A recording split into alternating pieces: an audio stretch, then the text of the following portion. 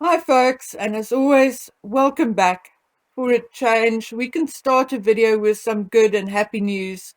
I found out yesterday that James Middleton and his fiancée Alizé got married on Saturday. James is of course the brother of our darling Duchess Catherine. James and Alizé had postponed their wedding at least twice already due to COVID lockdowns. I've been following James on Instagram for almost a year now, and these two lovebirds are just the cutest and sweetest. And I love their dogs, of course. Anyway, I'm so happy for them. I sincerely hope that we'll be seeing more pictures during the course of the week. Unfortunately, as much as I wish I could for once spend a whole video on happy and joyful news, it is not to be. So let's start with Harry news. On the 22nd of September, he will appear on a tribute program to Prince Philip along with other royals. Now, as a grandchild of Prince Philip, I guess we cannot criticize his inclusion in that sense. But when one remembers that Harry and Meghan allowed that Oprah interview to be screened while his grandfather was gravely ill, it makes one wonder about Harry's sincerity, depth of feeling, and real emotion, and hence whether his contribution to the tribute program is actually worth anything, or whether it is just another attempt by him and the royal family to try and improve his image. It totally baffles me how the Harkles and the royal family can remain so tone deaf to the public's feelings and wishes.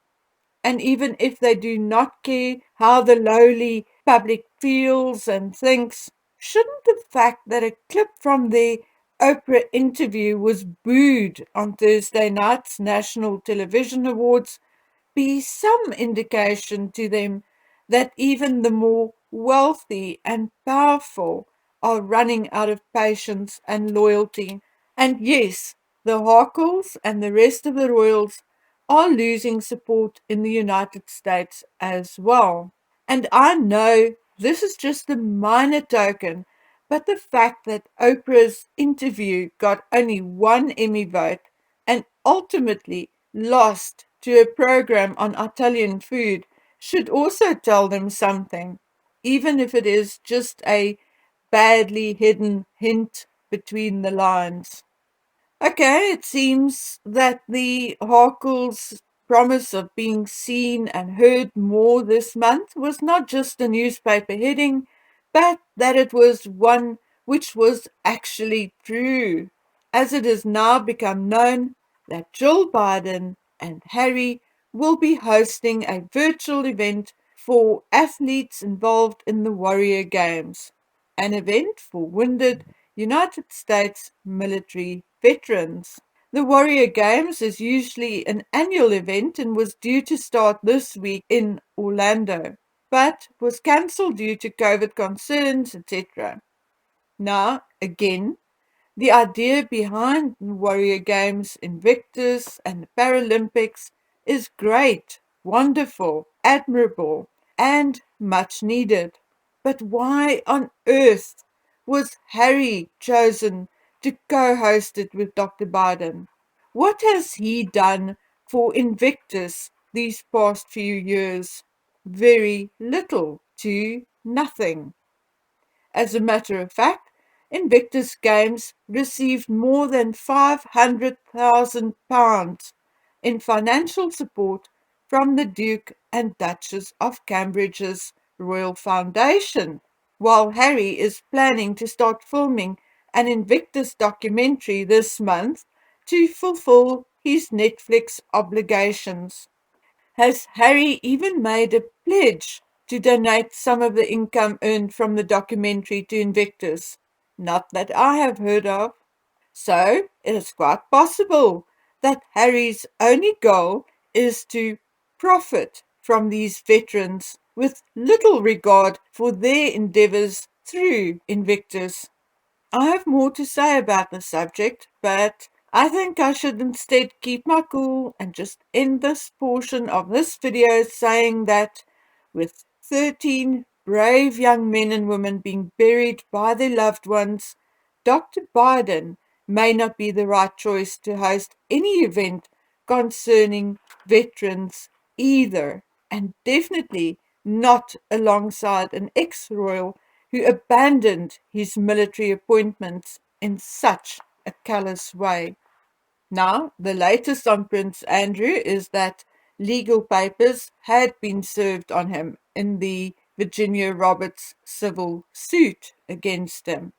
In an affidavit filed in New York on Friday, a process server hired by Virginia's team said he left the papers with the Metropolitan Police security detail at the main gates of Andrew's home, the Royal Lodge in Windsor, on August 27th. The process server said that he arrived at the Royal Lodge in the morning of August 26 and talked to the head of security, who said that the security team had been instructed not to allow anybody trying to serve legal documents onto the grounds and not to accept service of any court process. The process server said that he was told that anything left there would not be forwarded to the prince. The process server said he then called a number for one of Prince Andrew's attorneys and left a message. The next day, the 27th, he returned to the Royal Lodge, and this time he was told he could leave the legal documents with security at the main gate and that it would be forwarded to the prince's legal team. Now, I went and checked up on it, and it does say that serving the papers in that manner is consistent with the provisions for service upon an individual defendant as required by the Supreme Court in England and Wales. It is, however, not clear whether Andrew's lawyers would say this was in fact a proper service or not. Regardless of how or whether Andrew's lawyers will respond to the filing, a pre-trial hearing will proceed in New York today. Now, my dear friends, I have spoken to you about my obsession with fairness.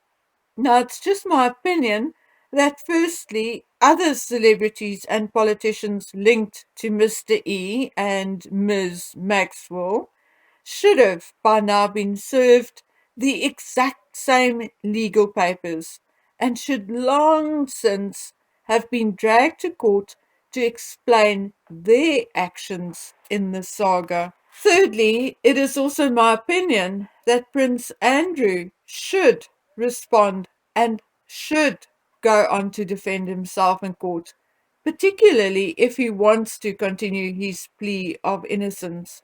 But for me, it goes further than just this. Prince Andrew's brother, Prince Charles, himself had endured friendships with Jimmy Savile, who was arguably Britain's most prolific offender and who was believed to have abused at least 500 girls and boys, some as young as 2. Although Savile was not charged during his lifetime, it is also not true that no one knew about his nefarious actions. As a matter of fact, the issue was raised in a documentary about him in 2000, and he was questioned by police on an allegation of indecent assault in 2007. It was also reported that his behavior with younger women on the royal staff was often inappropriate and that nothing was done about it.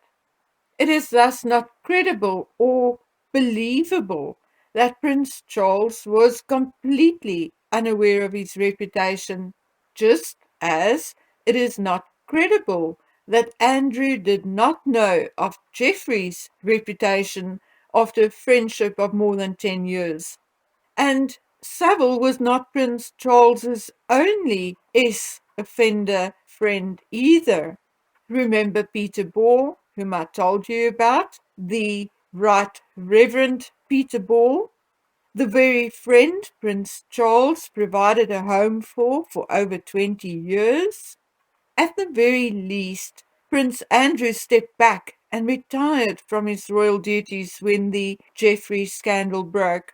Both Charles and Andrew are the sons and heirs of Her Majesty the Queen, and when anyone swears an oath of allegiance, when taking an important position in government, the judiciary, or armed forces, they swear allegiance and faithfulness to the Queen and her heirs and successors. And the very same oath is required from new citizens. Even if Charles and Andrew's friendships with that man Geoffrey, Savile, and Ball proves nothing but a flaw in their judgment, it is most inappropriate to be expected to swear allegiance and loyalty to two such flawed and weak men.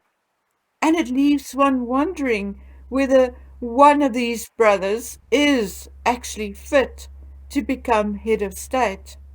Okay, my dear friends, I'm going to step away from the royals for a while to address other matters here at home, but I'll bring you the promised story about the forged artworks and a discussion about some important documents I received tomorrow.